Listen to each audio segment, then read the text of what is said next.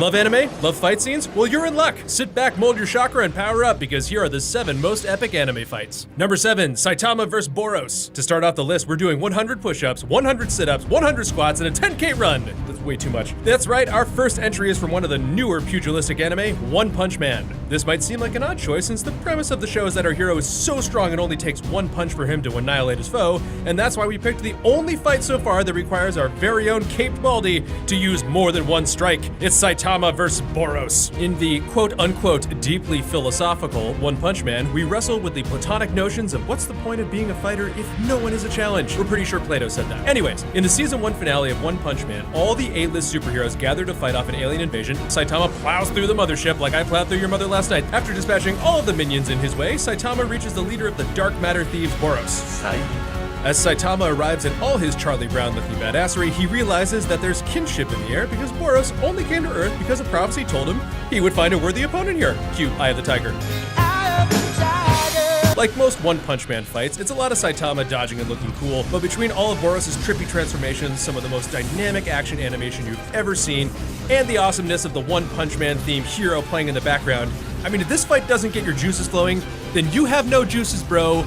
Or sis, there's 0 juices. Your juice level, see a juice doctor. Number 6, Luffy vs Lucci. Oh, One Piece. The show that proved you never, ever, ever need to end an anime. We will be dead and gone and that show will still be going. Between fun characters, fun animation, and fun, it's a lot of fun. Pirate Captain Monkey D. Luffy is a fight magnet like we've never seen. Everyone just wants to punch him in the face. You do too, don't lie to yourself. It was hard to narrow down just one fight, but since we have a particular set of skills, we have to go with Luffy vs Rob Lucci. In an attempt to save crewmate Robin from the vengeful Lucci and his marines, Luffy needs to use all the tricks of his gum fu to take down this na cat man. Yeah, we did it. Unlike a lot of the fights in One Piece, Luffy's more of an underdog this time around, as Lucci is transformed into this hybrid leopard form that allows this already deadly warrior to fight at his full potential. We're talking a Frieza vs Goku level fight, except this battle doesn't last the entirety of our childhood. Luffy legitimately gets the gum kicked out of him, taking punch after punch and making us all wonder if our favorite king of the pirates wannabe was going to get Gold Rogered. It sounded weird, it got weird, but you made it weird. Luffy takes so much internal damage from the fight that the only way he can win is by going into 3rd gear, which powers him way up but has the tiny downside of sacrificing years off his life. That's right, he literally gave years of his life to save his friend. My friend wanted me to watch her dog last week and I just didn't do it. Friendship really is magic, my little friend.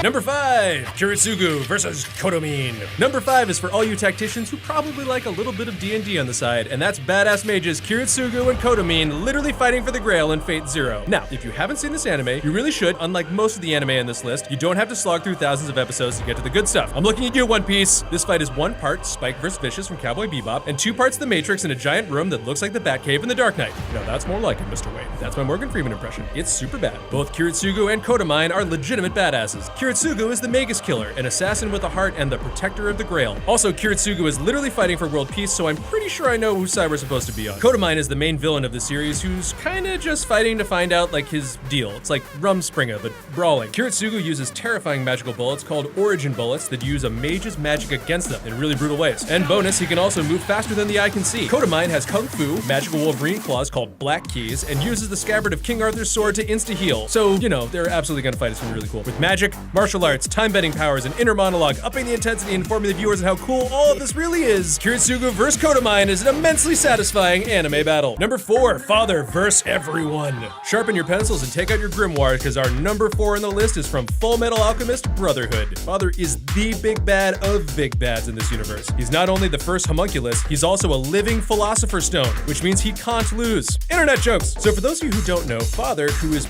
sort of made out of the DNA of the Elric brothers' dad, is like the biggest dick ever. He absorbs the souls of over 50 million currently happy and very alive people to unlock the gates of heaven to suppress the eye of God that he has already absorbed. Jeez, guy, Bill and Ted got through the gates of heaven just by beating death in Battleship. Maybe just, take a Xanny and chill, brah. Anyway, all these shenanigans allowed Father to neutralize the use of alchemy, which sucks, because that's all our heroes have going for them. Make sure to pick up Roy Mustang's acapella snap album coming soon.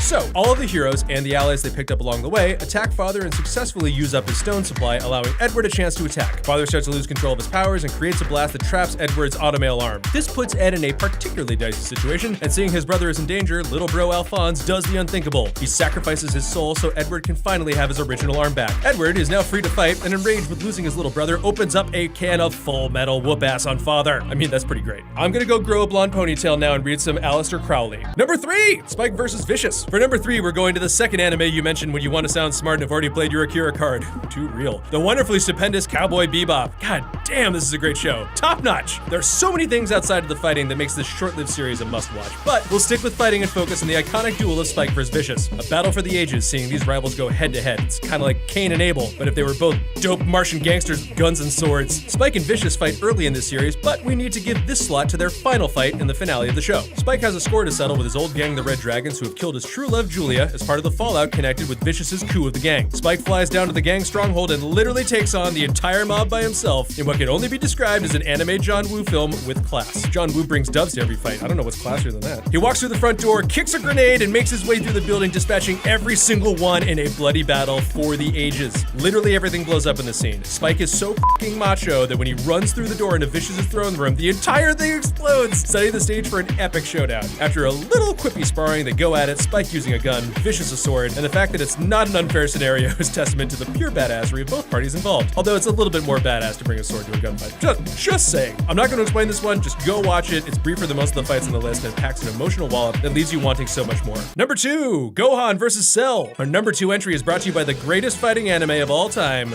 Dragon Ball Z. That's right, it's Dragon Ball Z. We're not going original, but quality shines, guys, come on. Anywho, in the fantastic fisticuffs of DBZ, Gohan and Cell rises to the top, because up until that point, feels like everything led to this. The baton has been passed. Teen Gohan, that little crybaby who could, is finally our brave little savior, but I'm so proud I'm getting ahead of myself. Cell, who is a giant green android plant thing from the future, wants to challenge all the best fighters on Earth so he can flatten them into a fine paste before he destroys the world out of sheer dickery. He can accomplish this because not only has he already absorbed super powerful androids 17 and 18, but he's also made up of the cells of all the Z fighters. Get it? Cell? He's telling you who he is right off the bat. After Cell and his minions dick punched all the Z fighters and Vegeta, it's time for Goku to fight. Oh yeah, checks in the bank. Goku is always gonna win. However, halfway through their fight, Super Saiyan Goku, in a move that is both unprecedented and very on Goku, decides to stop the fight because he's just not strong enough to defeat Cell. Then, it's revealed that the only person strong enough to defeat Cell is Gohan! What? Gohan steps into the ring against Cell and with the power of his own low self-esteem gets the Z fighters even more bashed up until Cell kills Android 16, sending Gohan into an emotional rage state that unlocks Super Saiyan 2. With this new power, Gohan gets all Anakin Skywalker, drunk on his own power and sadistically playing with the now hilariously unmatched Cell. All the other Z fighters plead with Gohan to finish Cell off for good, but he's a teenager, so Gohan doesn't listen,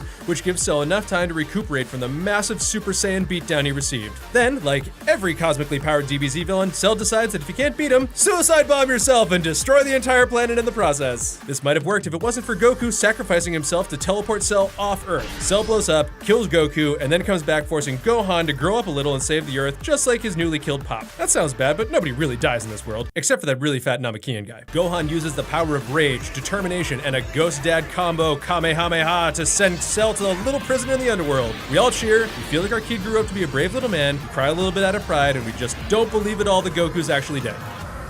Show, guys, it's great. Number 1, it's Naruto vs. Pain from Naruto Shippuden.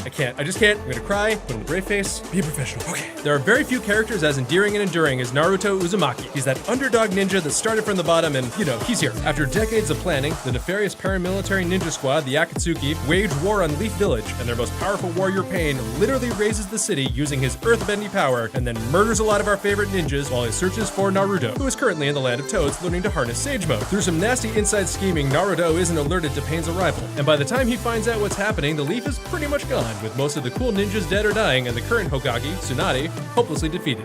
In their bleakest hour, in the quiet apocalypse of this once great village, a giant puff of smoke appears, and behind it is Sage Naruto and his dope new saintly threads, standing at the top of the giant boss toad surrounded by his toad crew. What follows is the most harrowing, engrossing, and well-thought-out fight in anime history. Naruto uses every technique he has learned throughout the series to fight Pain and Pain's army of zombified ninjas. Naruto uses Sage Mode, his crazy Rasen Shuriken, and constantly repowers himself using shadow clones. Naruto's ultimate ninja bae, Hinata, protects him when Pain has him on the ropes, almost dying in in the process. This causes Naruto to go into full Jinchuriki, letting the Nine Tails take over, and only a reunion with his long-dead father can bring Naruto back from the brink. This damn anime. This fight just keeps getting better. After all the fighting, it evolves into strategy, diplomacy, and a speech that makes me cry every time. I can't, and I won't. And at the end, with all the villagers and they're all throwing him into the air in celebration, this freaking fight scene is just the most well-conceived and executed wish fulfillment in the history of ever, and that is why it gets #1. Now you just need to watch 163 episodes of Shippuden to get it. Oh, and let's not forget about the 220 episodes of Naruto that came before. Naruto, you're tearing me apart! So that's our list. Do you agree with our rankings of the most epic anime fights? Well, let us know. And